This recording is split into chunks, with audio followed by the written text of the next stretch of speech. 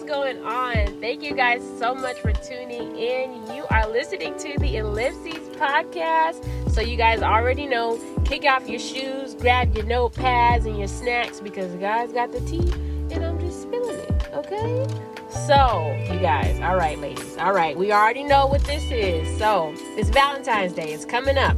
It's in a couple of days, and, some of us are stressing out about it. They're like, oh, my gosh, what am I going to get? That's how the men are. Oh, my gosh, what am I going to get? I hate spending money. Valentine's Day, it's not even a holiday. It's a trick. Let's just cancel the holiday altogether, et cetera, blah, blah, blah. And so some people are, in a different mood. They're like, oh my gosh, I hate Valentine's Day. I don't have anybody. I'm seeing all these things in my feed. I'm turning my social medias off. Don't talk to me. Don't look at me. What you doing on Valentine's Day? If you don't don't ask me about that. So we have all these people in all these different moods, every year, blah, blah, blah. And, Valentine's Day is just a made-up holiday, of course. But many of us find ourselves a bit more sad and, deeper in our thoughts than normal around this time. And we think about the past or what we wish we could have.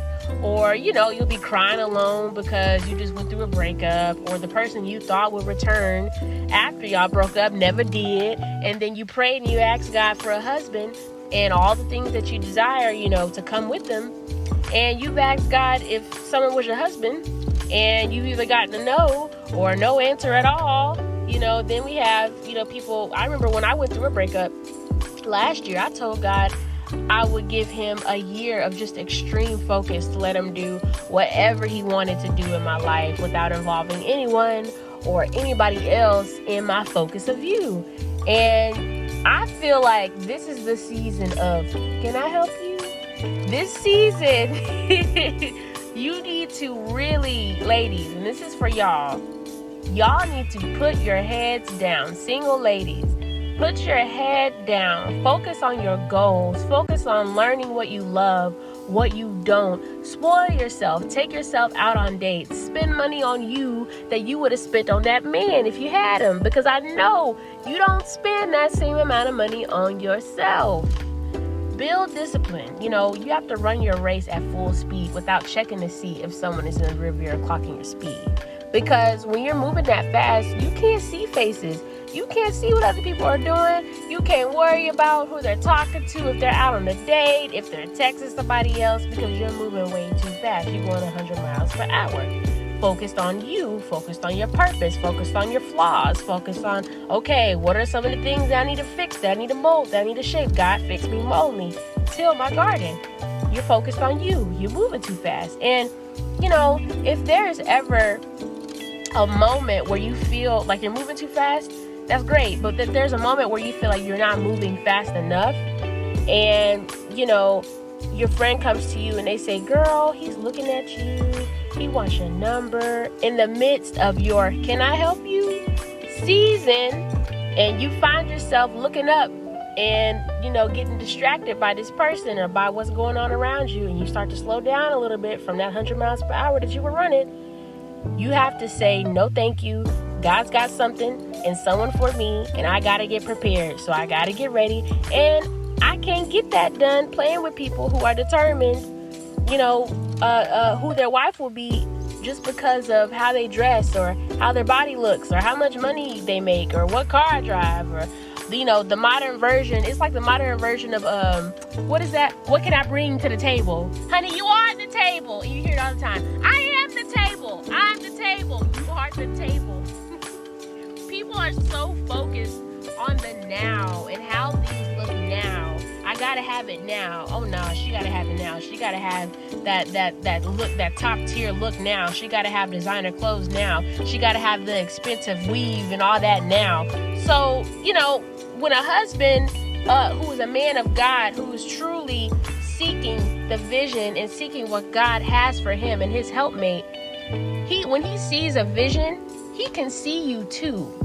And I think society has really pushed us to want to have it now, and that if men see us not having it all together, we ain't gonna get but baby, that's not the man for you. That's not the man for you. So with a husband who is a man of God and focused on the vision of God, sees a vision, he can see you too. Because a man who can see God's vision can see what you will look like later and not make a decision based on where you are now. Because when God gives a man the gift to lead, he also gives the gift of seeing. And when you ask God too early for, the promise of a husband, he will send somebody your way. But if you are not ready, and you ladies, single ladies, are not prepared and haven't been obedient in your journey of trying to till your garden to fix yourself and get prepared for that purpose with your helpmate, the journey once you get him will not be smooth because you're not ready and he is. And so that's why it's so important to let God shape you, let God mold you, let God fertilize you and water you so that you are whole and complete as a woman, ready to step into your purpose with a helpmate. Because ladies, you have to remember, you have your own purpose, yes, but when a husband arrives, you all have a joint purpose. And you may say, but I have been obedient. I have done everything God's told me to do. I have given more than a year of my singleness to him. I've given him 3. You may be prepared and ready for fulfilling your purpose. Yes, your purpose, your single purpose. But the second piece, the plan is that God has for you is coming from your husband. And y'all have a plan together as helpmates. And that's a whole nother purpose on top of your purpose, which includes the one that you have for you. When you all get married, that it combines. It's a bigger picture than what you're seeing now as a single woman. And so if you're not ready, it's not going to work out, and it's going to be a lot harder for you. And so he's trying to prepare you right now. So embrace the process. Let him do the work in you now. Let him till your garden and plant what he needs to plant now. And some ladies might say, oh, how will I know when I'm ready? How will I know, if it's been a year or it's been 3, but how will I know that he's coming? How will I know that that's the man and I'm not? Well, first of all, you're running at 100 miles per hour. So that man is going to have to get you to be able for you to really know what's going on. Because if you're like, okay, well, I can't look to the right because you're going 100 miles per hour, that man has to be going faster than you for you to even see him. Let me say that again. The man that is for you while your head is down and you're going 100 miles per hour, that man has to be running faster than you for you to even be able to see him. Number 1. So you say, how will I know when I'm ready? How will I know that that's him? That's how you're going to know. And, you have to remember God is also working on him too. And there are 2 keys to the lock. And if a person you want and desire is not ready, and you are, and God says, okay, it's time, and they're not ready, God will send somebody else in his place, and you will never know his place was even taken, because the man he sends will be so great of a helpmate. And some will even say, but when? And again, ladies, they always come when your head is down. And when you are running that 100 miles per hour, God will say, okay, pick your head up. And you'll see that man going 106 miles per hour, challenging you to a race. Okay? But you wouldn't have met him had you not been what? Going 100 miles per hour, handling business, letting God till you and grow your garden within you. We see so many great and amazing social media couples online that, make us laugh, and we go, oh man, I want that. I need that. We see pastors that are married and just look so happy, and their relationship just seems so whole. And people say, man, I want that. I just feel like, we don't have that anymore. Oh my gosh. But it's because they ensured that they were whole in themselves and whole with God first. And when they came together as a whole, it made a way for overflow in their lives as a couple and in marriage for God to do exceedingly, abundantly, above and beyond what either of them could think or imagine. And we have this list, the famous list. All of us ladies have it. Everybody has one. This list of what we want and what we desire to have. But honestly, y'all, I threw my list out. It is gone. It is burnt. It is gone. I have nothing. I remember I prayed and told God in detail everything that I wanted. But afterwards, I thought about it, and I sat and I went back And I said, God, I trust you. Whatever you give me, I trust you. Because I know you will give me what I truly need. And I know you'll take care of my desires too. And I said, Lord, just give me a man who not only knows how to carry me, but lead me too, and can handle high water. That's it. And I am a very, very strong woman. And ladies, y'all, the 90s women are some strong, independent women. I cannot say that enough. So shout out to y'all. But I remember I asked the Lord, I don't know. I told God, I said, I don't know who that man is, but he is nobody to mess with. And that's on period. And I left it at that. And us strong women, we're so, in sync with God, and we're trying our best to, stay on that path. And we feel like we're so strong and independent, but we know how to be submissive, but we have to have the right man and the right, godly man to come in and do that. And so you have to really put yourself in a position where you have to accept that the way God made you is okay, and the way he made you is the way he wants you, and the man that's coming for you is nobody to play with. Okay, so that's for you too. But whoever that man is that is coming for you is a beast in the spirit, and is wonderful.